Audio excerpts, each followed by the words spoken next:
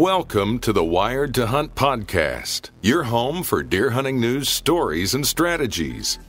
And now, your host, Mark Kenyon. Hello, and welcome to the Wired to Hunt podcast. I'm your host, Mark Kenyon, and this is episode number 14. Today, we're diving into one of the greatest challenges facing hunters, getting hunting permission on private land. We've got some great tips, tricks, and stories, so stick around and enjoy.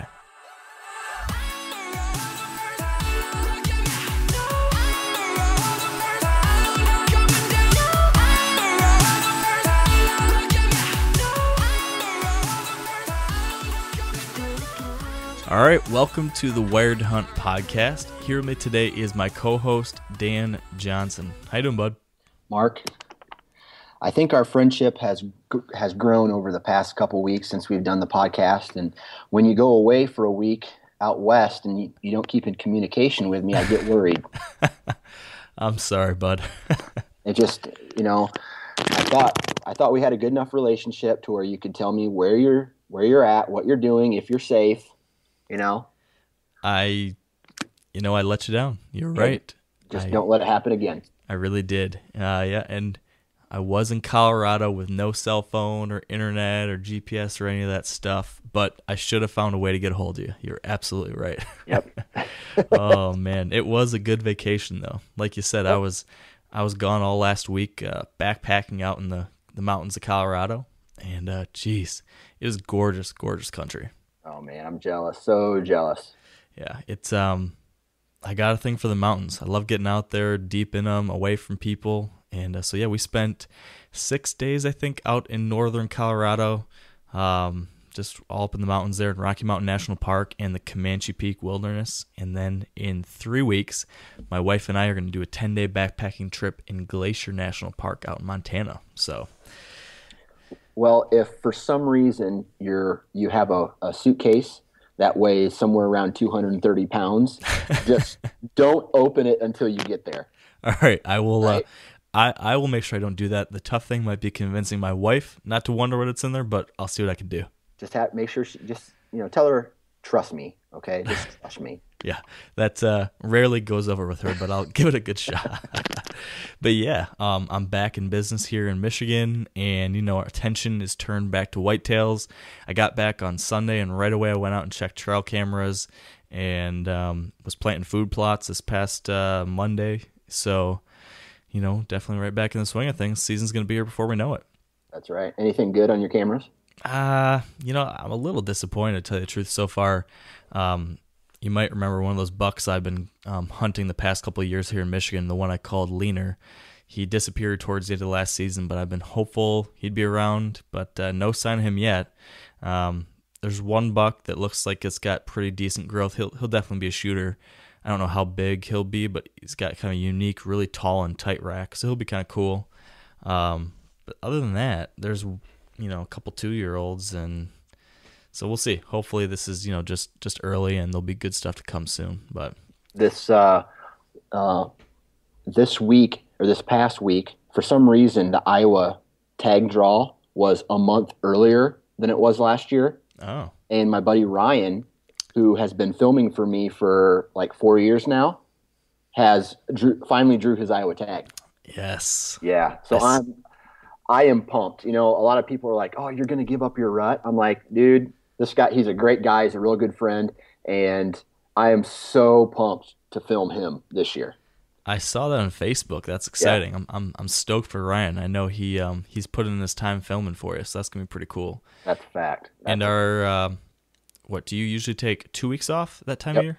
2 weeks and I base it off your rut prediction every year that you post it. So it's first and second week in November that we will be knocking them out, hopefully. That's awesome. That's going to be an exciting time of year. I cannot wait. Yes. And this kind of brings us to our topic that we're going to talk about today. We actually had plans to have a guest on the show today, and we were all planning to talk about some interesting things with our guest. But unfortunately, that fell through. So you and me, Dan, we're going to kind of play it off the cuff here and wing it. And I think what we were planning on talking about was ways to get hunting access, getting permission on hunting land. And that's something that a lot of people struggle with, myself included sometimes. So what do you think? Is that a good one to talk about? Yeah, well, we're good at shooting from the hip, so I say we do it. I agree. And as I mentioned, this is something that I've heard a ton about from people. I actually have, when people sign up on Wired to Hunt to be part of our newsletter, one of the questions I always ask all of our readers is, what's something that you're struggling with right now? And I'd say probably by far the largest majority of questions I get are related to finding hunting ground. Probably 30 to 40% of all the responses I get to that question are related to finding places to hunt. So, this is a big challenge for people. And over the years, I personally have, been bouncing around. I've lived in a handful of different places over the past 6 or 7 years. So I've struggled trying to find new spots, and I've been trying different states and different areas. So I've learned a thing or two, and I've got some friends that have done a really good job of figuring this whole thing out. So I think I've got a couple of good ideas to share with folks, and I know you do too. So that said, I think the most interesting thing related to this just recently is related to you, Dan. You told me that just the other day you found out that you have access to a whole bunch of land in Nebraska. Do you want to tell us how that came to be? Well, and it all started when we had Bernie, right? Bernie on the podcast talking about do-it-yourself hunts. Yeah, Bernie Behringer. Yep, and it put a little thought in my head about, okay, so I went to work. I looked at my vacation time, and I'm like, okay, I have 4 extra days I can play with. I am taking a trip to Seattle for a wedding, and then I have my 2 standard weeks that I always take off for the rut in November, and I had 4 extra days left. And then this little thought turned into a small tree, and then the small tree turned into a sequoia, and now I am for sure going on a hunt somewhere, and I've narrowed it down now to Nebraska. But so I started my research looking at public access, and I even had people just out of the blue contact me on Facebook, say, hey man, if you're interested, you can come hunt my property.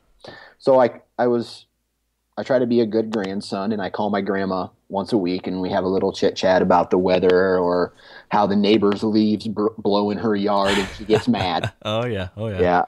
So I told her, yeah, I'm going to Nebraska. I'm thinking about doing some hunting for mule deer. Well, you should contact your grandpa's cousin. I'm like, oh, okay. Well, what do they do? Well, they have a cattle ranch out there. I'm like, oh, okay, that's cool. And it's in the Sandhills, which from my understanding is a really good place for that. Yeah, I've heard the same thing. I don't know about, and I looked at a density map, and I think it's 80% mule deer, 20% whitetails out there. So there's that. So I get the number from my grandma. I'll call him up. Long story short, the guy I talked to, probably now in his 80s, tells me he sees whitetails, antelopes, and mule deer on a daily basis on their ranch. And come to find out, I have access to 25,600 acres. Good night. Now, I'm not trying to brag, because I got lucky on this. Okay, I really didn't have to work very hard to get this property, because in a way I'm kind of family, and they're like, yeah, that's fine, and we do have a couple of other hunters, but they hunt with guns, and how many hunters can clog up 25,600 acres? Now, not all those acres are going to be good, but I'm going to have some land to play around with, and so yeah, that's pretty nice. I was excited. I was pretty excited when I found that out. Oh, I bet. I'm jealous. I feel like I'm obligated to jump in your suitcase now and head out there and take up a little bit of that land. That's just too much for one guy. I know it is. It is. The cool thing about it is that it has, since the land was, I don't even want to say purchased, but I guess from what the landowner told me, the government basically gave them the land back in 1913 to use to make money, to help the U.S. economy. So the land was basically given to them in 1913. Jeez. And it's been in the family ever since. That's pretty cool. Yeah, that is. Well, that's awesome. Well, that's an awesome part about going out west to hunt is just there's so much more land, there's so much more availability, and fewer hunters, and stuff like that can happen. But that's cool. And I think one of the things you did there relates to a couple of the tips I know we wanted to share a little bit later about ways to get permission and to get land to hunt on. But I thought to start maybe, if you don't mind, Dan, I'll kind of share a little bit of my process of kind of how I go through this whole thing, starting at the point of, hey, I need somewhere to hunt, and how I go through that. And then maybe we can bounce around and talk through our different ideas for going through that process. Let's do it. Excellent. So, all right, let's say not even hypothetically. I'm actually in this situation right now. You might have saw, I don't know, a month ago or so, I posted an article on Where to Hunt about why I decided to cancel my plans to hunt in Iowa. Remember that one? Yep. Yeah, so I decided not to hunt Iowa because of budget issues, and instead I decided to hunt Indiana, which is right next door to where I am. I can get there in like 45 minutes, and it's a much cheaper tag. I don't need to spend nights down there, and it's going to save me a whole lot of travel costs. So that being the case, I don't know anyone in Indiana. I don't have any property to hunt in Indiana. I'm starting from ground zero. So maybe I'll just walk you through where I'm at right now, what I'm doing, and what my plan is. So to start, before looking for a new property to hunt, I like to narrow down the area that I want to get permission. So I've already decided on Indiana as the state. And I chose Indiana as a state, like I said, because it's close, cheap tags. Recently, the past 10 years since they switched to a $1 per hunter rule, kind of the age structure of mature bucks has really increased. They're seeing some great deer out there in Indiana, so it looks like it's going to be a quality hunt. So I did a lot of research. I looked into Pope and Young record book entries, Boone and Crockett, looked at a whole number of different things. And we talked about this back in the Bernie Behringer episode too, but I had ranked the top 20 DIY states for whitetails for an article in North American Whitetail. And so during that whole process, I got a lot of information about Indiana too. So decided on the state, and then from there, I'm looking to narrow it down to what part of the state do I want to hunt. So to do that, again, like I mentioned, I'm looking in record books to get an idea of the quality of deer, and so I'm also looking at terrain. So one of the things I did first is pull up the Pope and Young record books and filter by county. And so I was able to go in there and filter by the number of entries in the past 10 years for every single county in Indiana.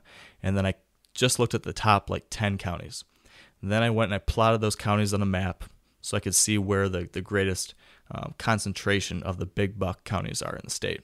And then looked at the percentage, so how many hunters are there versus how many actual big deer are being entered. So just gave me an idea of what parts of the state have the highest quality. Once I kind of zeroed in on the kind of area, I then was looking at an actual aerial map. So this is my next process. I'll look at Google Maps, or Google Earth, and I will look at a high level at the terrain, and I'm looking for good cover, some food, a good mix of different types of terrain, topography, stuff like that, to just get an idea of what general areas look of interest to me. Right. So that's where I'm at right now. I've narrowed down, okay, these couple counties look interesting, and this general area within that county really looks good. So,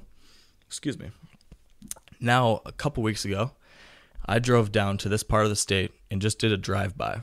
Just driving around the county, around these couple areas that looked really good to me, just to get kind of a eyes on the ground, really see what the look and feel of it, see what kind of population's there, just again to kind of confirm how I feel about the general area. Does it look bucky? Does it look like there's going to be a lot of issues with other hunters or large population centers, etc.? And now my final piece is, well, not final piece, but my next piece is I'm going to head down there in the next week or so. And now check on the areas that I kind of zeroed in on based on that drive-by and see what kind of deer I can see from the road. Right. Just to confirm, okay, this looks good.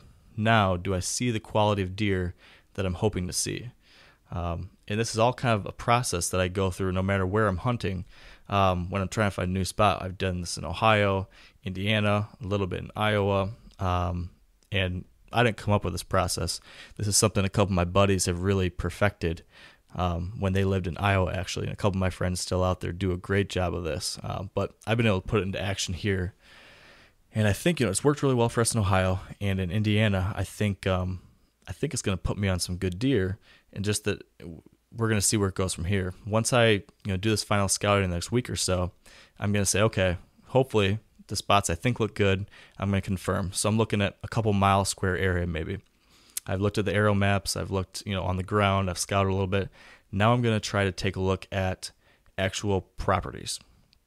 And this is something that I think you've probably done too, starting to look at plat maps or GIS online maps to actually identify specific parcels and which specific parcels I like to hunt or would like to hunt. Have you done that at all? Almost everything you just mentioned. I mean, it all starts for me on a digital map or a virtual map, to where I can see topography, water sources, or like river bottoms, and then satellite imagery.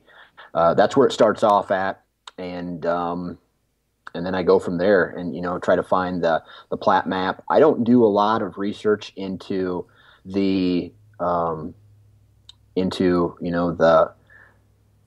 and Crockett bucks or Pope and Young bucks taken and do the ratio per hunters and all that stuff, just because I hunt Iowa. So yeah, I mean, not to sound like I'm bragging, but we all know how good Iowa is. So it's not a matter of how good the area is. It's a matter of if there is a mature or a shooter buck in that particular piece. Right. And then when the rut comes, it's all out. One's going to make its way through at one time or another.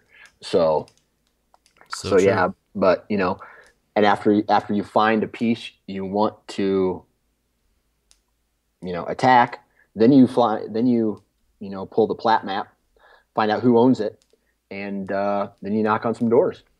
Yes, let's talk about that piece there a little bit more before we move on. You mentioned plat map, and from my experience, a plat map is picked up at like a county clerk's office. It's usually like $10 for a little physical book showing the county that you're in, and then that whole county broken up into the parcels, and then at the back of that is an index with the property owner names. Is that what you've seen too, Dan? Yeah, on some counties, and it's weird because some counties do it, some counties don't.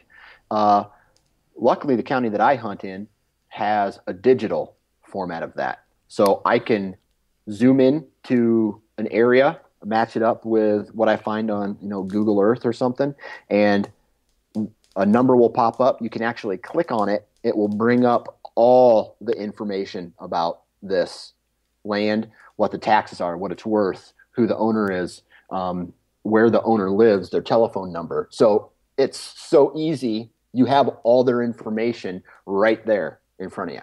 Yeah, I love that. I do the same thing. I originally started using the physical plat maps, but probably 3 or 4 years ago, I discovered the digital version too. And the way I found those is I just Google the county. So let's say Oakland County, Michigan, and then I type in Oakland County, Michigan GIS map. And GIS is, I think it's Geographic Information System, and that's something that's kind of used across all government entities across the country. So I've always been able to find, I think 99% of the time, I found a digital version of these maps for every different county and each different state I've been looking for. And like you said, it's got pretty much everything you could ever want to know. The only thing sometimes it doesn't give you, I've struggled occasionally, is sometimes if somebody doesn't live on the property, right, you might not be able to get their home address. But I've got a buddy who's really the king of doing this, who he'll find the properties on GIS, and then he'll do just like fanatical white page searching and different online searches and stuff until he can find where that person actually lives. And then what he'll do, and what I've done, learning from him and a couple other buddies, is I'll have my area I'm interested. Then I get my GIS map and I start identifying the certain properties I'm interested in within that section, and we'll put together a list. And what I've learned is that in my situation, at least here in Michigan, it's a good idea to put together a big list.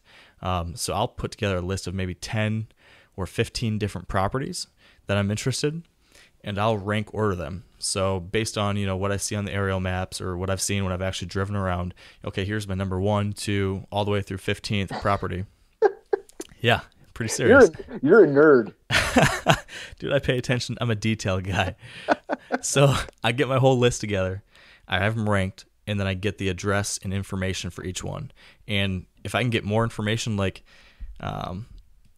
the name of the husband and the wife that own the farm, own the property. I've got a buddy, the same guy I keep talking about. He's even found out like who the sons and daughters are, and he'll know, okay, well, the son lives this way down the street and the daughter lives around the corner. And so he'll have all this mapped out in his notebook when we go to check an area out. He's a genius at this stuff, but like a detective. Yeah, kind of in a weird stalkerish way. No. Yeah.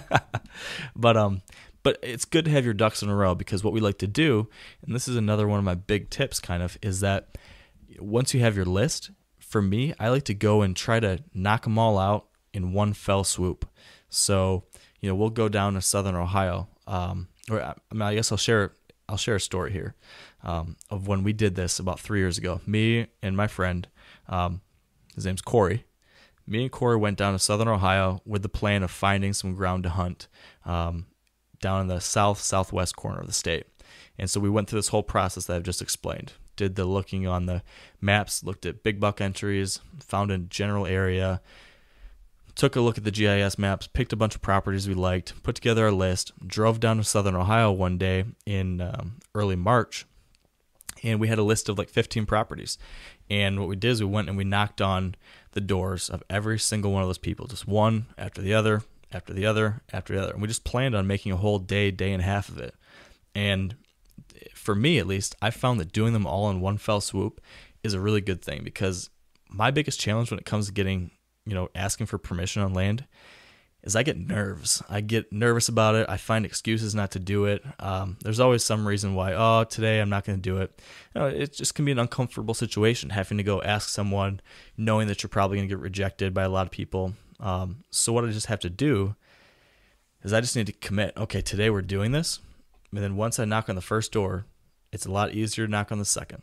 And then it's even easier to do the third. As you just keep going, you just build momentum, you get over it, and you just go. So I think that's a great tip for people, especially those who kind of don't like the idea of talking to random people, knocking on doors, asking to, use their land. If you can just suck it up one day and just go do it, you can get out of the way, and you'll feel a lot better afterwards. And the worst thing that they're going to tell you is no. But even though I've been told no way more times than I've been told yes, typically it's followed by, hey, thanks for asking permission first, because a lot of these people have had trespassers. They bust trespassers all the time. Yeah, that's true. Like you said, I mean, right now, before you have permission, the answer already is no. So nothing worse can happen than being told no again. Right. So and don't give up. I mean, I've asked this particular property owner this year will be the 6th year, and I haven't asked him yet, but I'm going to go ask him. I ask him every year, and I say, hey, just kind of curious if any positions have opened up. I know the answer is going to be no, but the second that whoever quits hunting there, they're going to know me, and they're going to say, hey, Dan Johnson wants to hunt here. Let's let him hunt. Yeah, that's a great point. And I think something related to that is the fact that every time you ask, you're probably going about it in such a way that they'll remember you positively. Right. So that when it does come around to your possible opportunity, they're going to think, hey, that Dan Johnson guy was half decent. Am I right? Right. That's right. I mean, it's just being nice. That's all these people want. And they're going to tell you, hey, I already have hunters. I hunt myself, or no, I don't allow hunting. I mean, it's their property. They can do whatever they want to with it. But if you come across as an a-hole, of course they're going to tell you no. Yeah. You have to be polite, understanding. And this whole idea of how you present yourself when you're asking for permission is pretty important, I think. But I want to talk about that. But quickly before we do that, I want to jump on something that is related to what you just said. They're going to say no, or they're going to say somebody else is hunting the property, or I hunt the property. Something I like to do whenever I'm in that situation, which, 8 times out of 10 or 9 times out of 10, that's what happens. I always make sure to, like you said, be polite, understanding, but then always ask, hey, do you by chance know anybody else I should talk to? Or is there anyone else in the area that, might have an opening, or is looking to, have a few deer taken, whatever it might be. I always ask that question just in case. Right. And most times they'll say, well, maybe talk to Joe Johnson down the street or talk to so-and-so. He might have a spot. I usually always get a lead. Right. And the other thing, be certain or let them know what season you want to hunt. Because for me, I don't gun hunt. I don't shotgun hunt. I don't muzzleloader hunt. I'm strictly bow hunting. A lot of these properties have hunters on them, but not bow hunters. Because, more people gun hunt than bow hunt.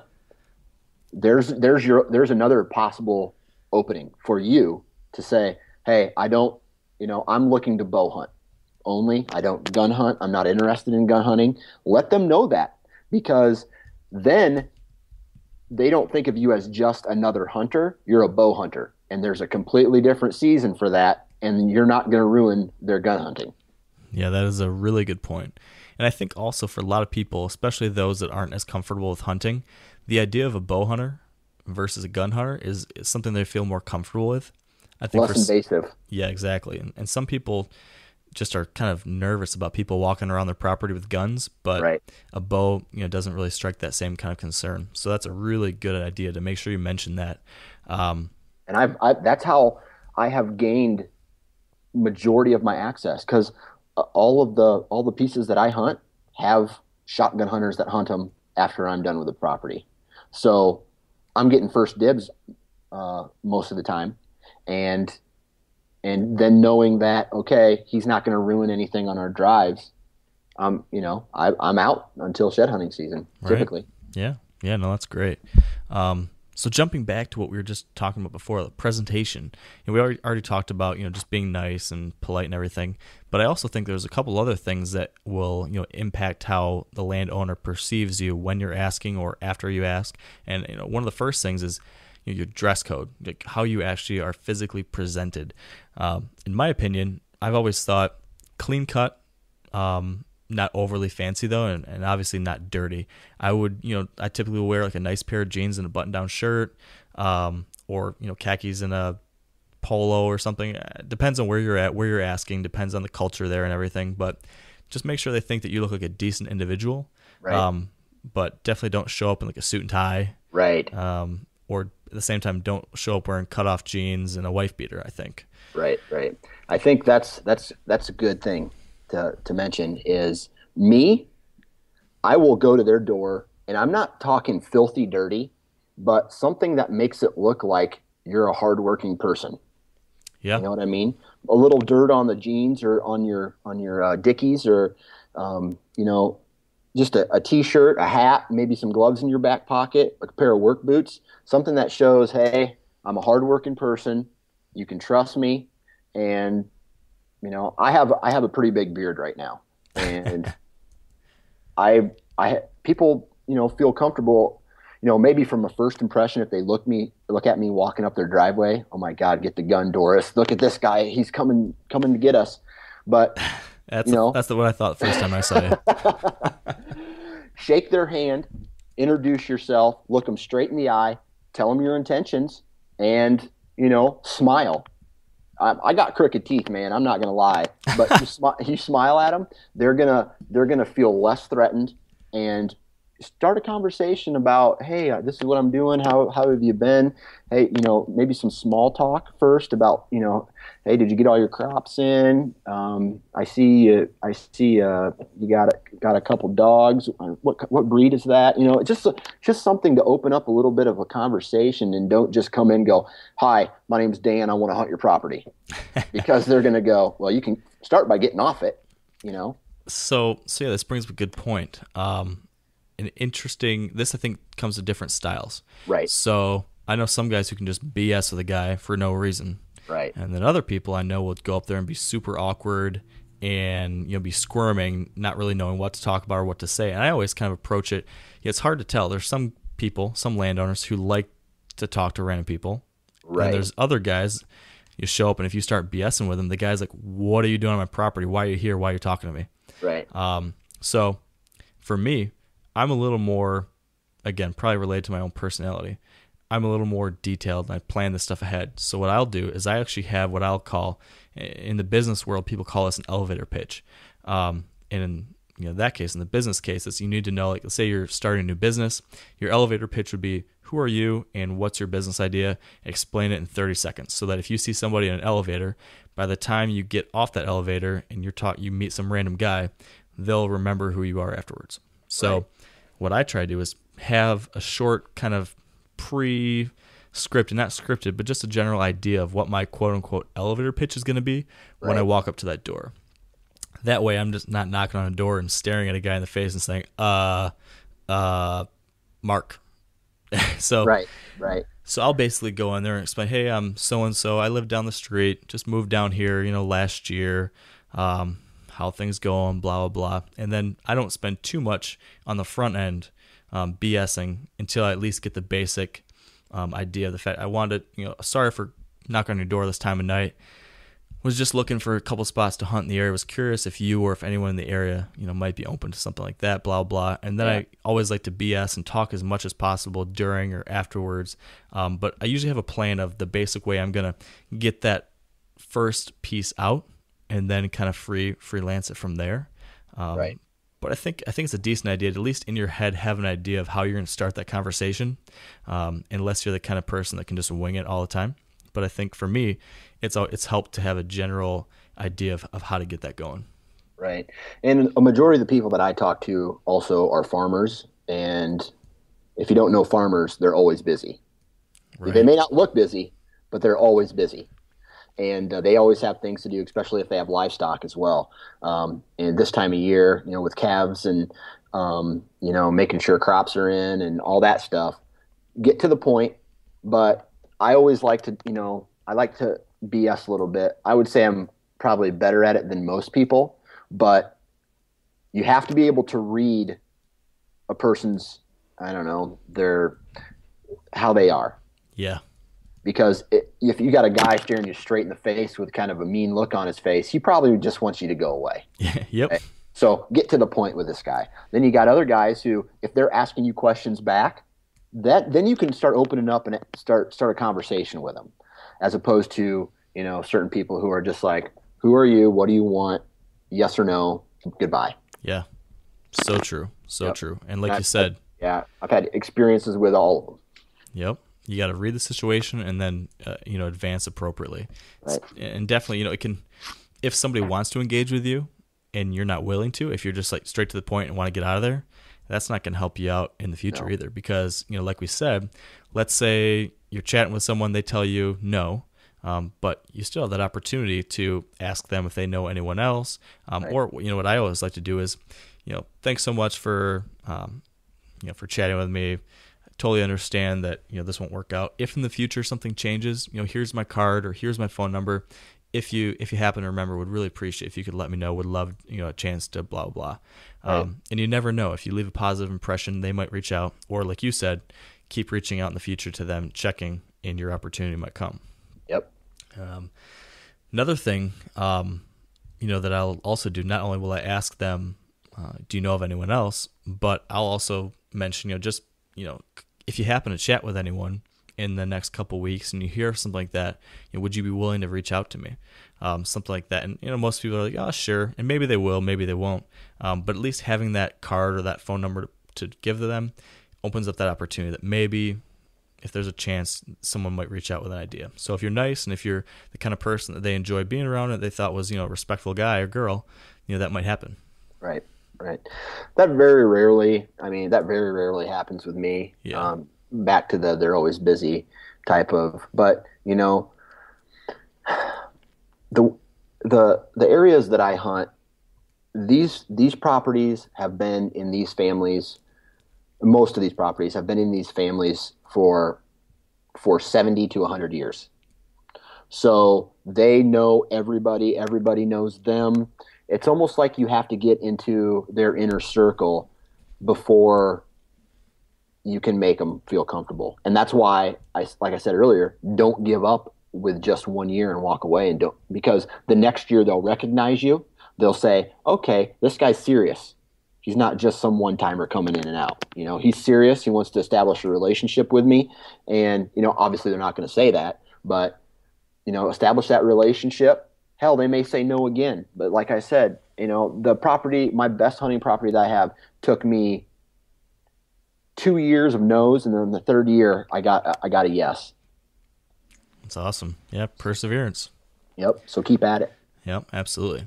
Not really totally related, but something I just thought of that I know we had been speaking about a little bit earlier off air. One of the kind of tricks of the trade that I've found successful when it comes to asking for permission is not starting right off the bat asking for deer hunting permission, because deer hunting is one of the most popular things. There's a lot of guys that want to deer hunt. Sometimes the landowner is a deer hunter, but they might be more likely to allow some other type of hunting or activity on their property. So for me, what I do a lot is I'll ask permission early in the year, February or March, and ask the landowner for permission to walk their property and look for antlers. And 9 or maybe 6 times out of 10, people have no idea what you're talking about, and they'll say, "Sure, there's antlers out there. Go for it." Occasionally, someone will know, and they'll still let you. But either way, it's a lot easier to get permission to shed hunt a property. So we get permission to shed hunt, thank them, chit chat with them, take advantage of this opportunity to BS with them. Just again, establish a little bit of rapport. Head out there and go shed hunting. This gets you an opportunity to do some scouting too. Check out that property. Now you can really tell, hey, does this look like it has the potential I want it to have? Or maybe you walk it and you realize that it's waste of time. So then you don't even bother asking for anything more. But let's say you go out there, you find some giant sheds, some huge rubs, looks great, no sign of other hunters. Now you go back, you thank them again for letting you shed hunt, share your stories, tell them, oh yeah, this is great, really appreciate it, here's what I found, offer, maybe in this case, offer to help out with something around the farm. And, maybe a couple days later or a week or two later, or maybe even that same day, depending on whatever your situation is, maybe then you can also slip into your conversation with them. I really enjoyed being able to do this. I noticed there didn't seem to be a whole lot of sign of other hunters out there. Do you have someone bow hunting your property? Would it be okay if I might stop in here sometime this fall? Blah, blah, blah. And lots of times you can get opportunities that way. Shed hunting's worked for me, but I know some people that ask for turkey hunting permission, coyote hunting permission, mushroom hunting, whatever it is. If you get permission to do that and you do that activity, come back and talk to them, and they see you didn't do anything bad, you were respectful, you didn't destruct their property at all, that helps build that trust that can lead to potentially deer hunting in the future.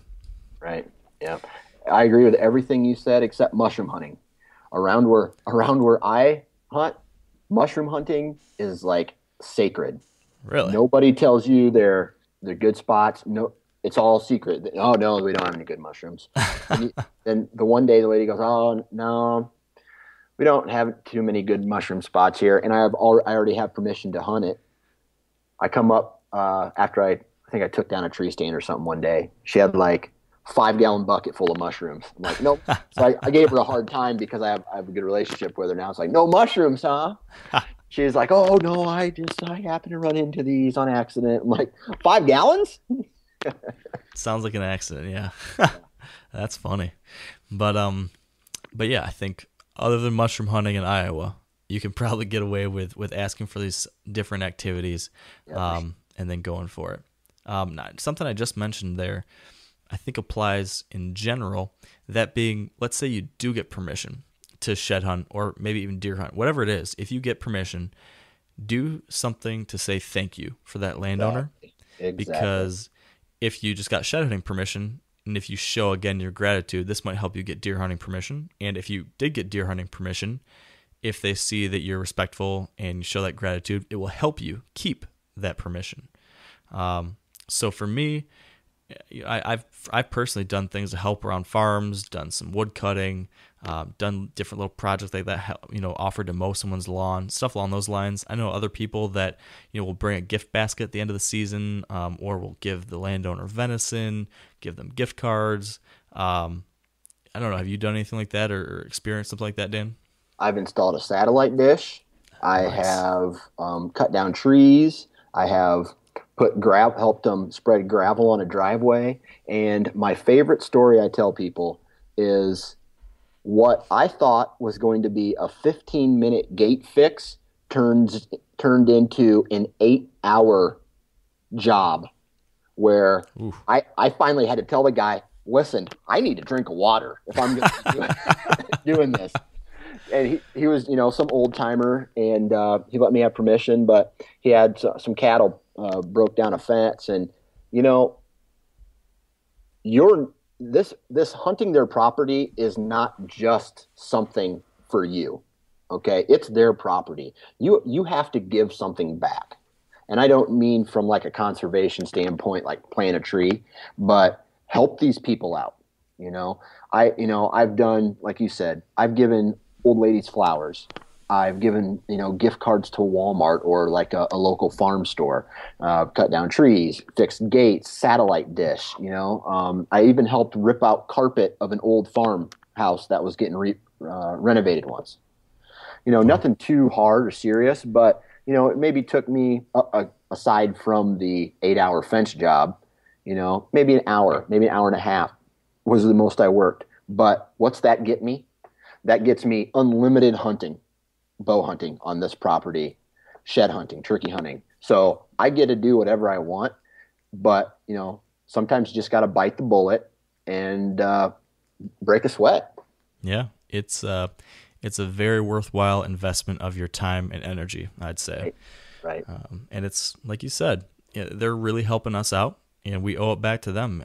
It's by no means are they obligated to let us hunt their property. It's a privilege. So, we need to be very respectful of that.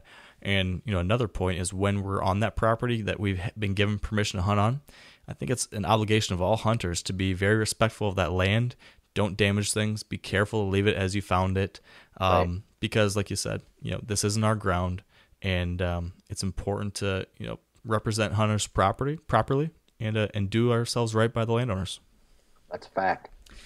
True story. One other random tip. This is something my buddy Corey, again, has trademarked this idea, but he has found that he has a lot better luck getting permission with a certain type of homeowner, I guess. And this is a vast generalization, so it's not always going to be the case, but something to keep in mind. Let's say you're driving down the road and you've got a list of 4 properties. He'll do a drive-by and he'll look at the house that the landowner has on that property. And oftentimes, if it's a really fancy, nice house with a nice car, trim fence, lots of times he already knows going into it that property probably is less likely to get permission on. Because let's say this person is a little more well-to-do, they're probably more active in the community, they're probably more connected with more people, more people probably are talking to them, they've got more friends that might be asking for permission, or they might have permission, whatever it is. Some of these fancier places seem to have less of a chance to get permission on them. Then on the other hand, you might have the older farmhouse where there's tractors in the yard and dogs running around. These folks, again, this is a generalization, doesn't apply all the time, but lots more times these folks might be more likely to give permission because they might not be heading into town every day and talking to people all the time. They might be just focused on their farm work or focused on whatever it is they do, or they just might not care as much, and they might be okay with different people going back out there. So big generalization, but it's something that sometimes is a clue to look for. I don't know. Have you ever seen that?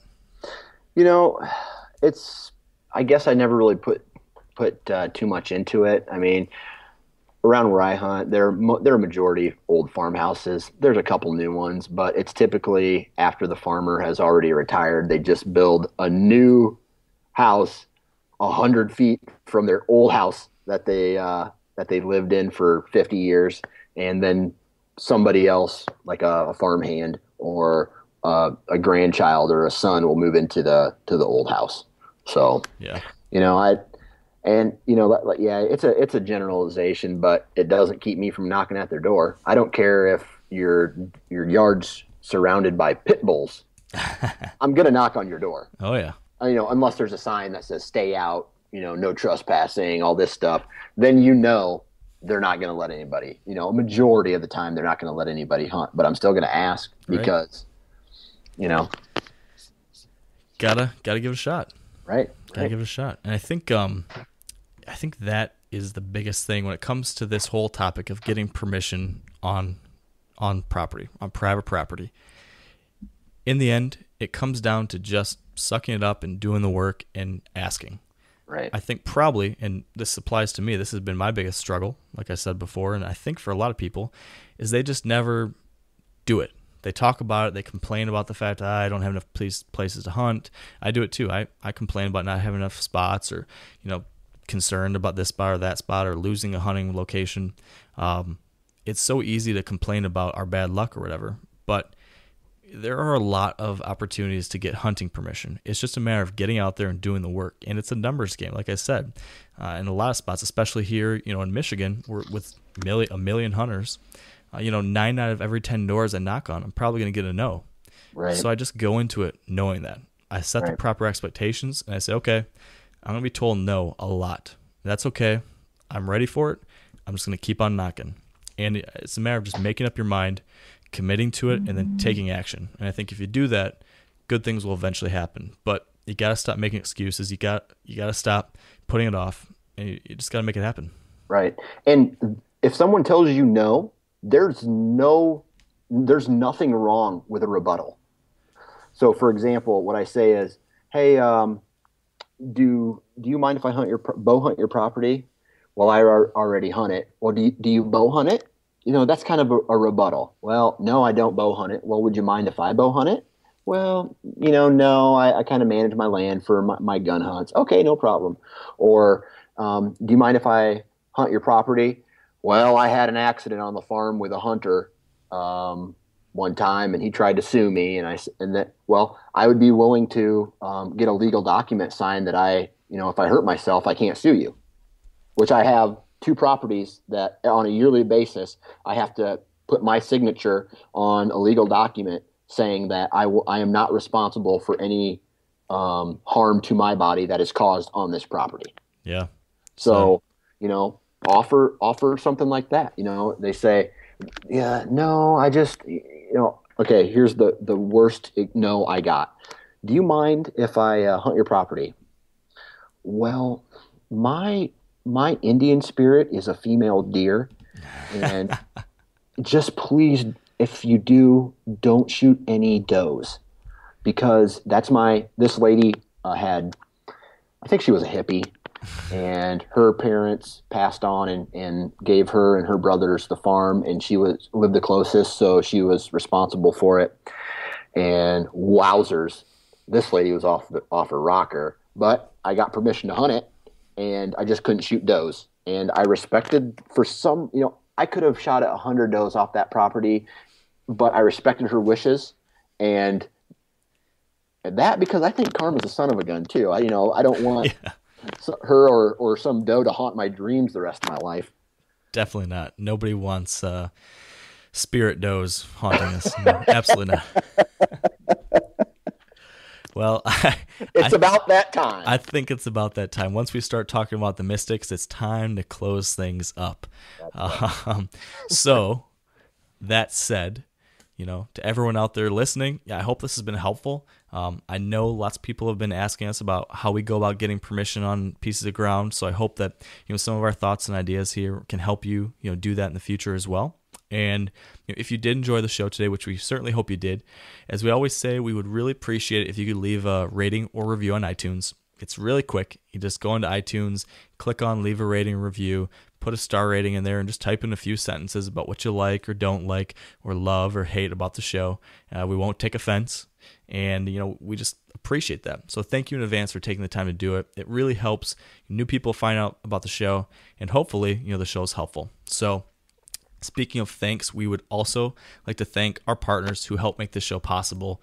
Big thanks to Sitka Gear, Bushnell Optics, Trophy Ridge, Bear Archery, Redneck Blinds, Carbon Express Arrows, Lacrosse Boots, Big & J Long Range Attractants, and the Whitetail Institute of North America. That said, be sure to visit wiredtohunt.com/episode 14 to view the show notes from today's episode, and that's where we'll include some other links about things we talked about today. I've got a couple other blog posts related to the same topic, so we'll include that. And then also check out Dan's blog at the9fingerchronicles.com, and I'm sure Dan will probably post a thing or two about this over the coming months leading to the season 2. So I think that's all for us here on the Wired to Hunt podcast. So thank you again, everyone, We appreciate you. We love you. And we really appreciate the fact that you take a little time out of your day to listen to a couple wackos like us talk about deer hunting. So until next time, have a great week. Keep on working to prepare for this season. Knock on some doors. Don't be afraid to be told no. And stay wired to hunt.